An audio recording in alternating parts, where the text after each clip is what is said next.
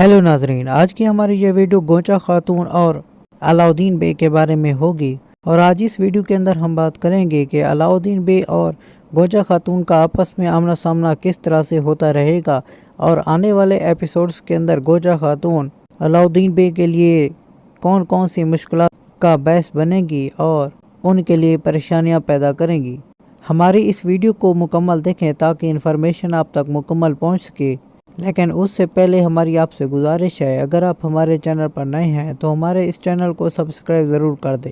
नाजरीन, अगले दिखाए जाने वाले एपिसोड नंबर 3 के अंदर आपको ये देखने को मिलेगा कि गोचा खातून अलाउद्दीन बे पर हमला करेगी, और उसके हमला करने की वजह भी यही होती है कि वो सुल्तान मसूद की तरफ से दिया जाने वाला वो नक्शा हासिल कर ले जिसके ऊपर सल्जूकी ख़जाने का पता लिखा हुआ है, ताकि वो नक्शा हासिल करने के बाद सल्जूकी ख़जाने को हासिल कर सके।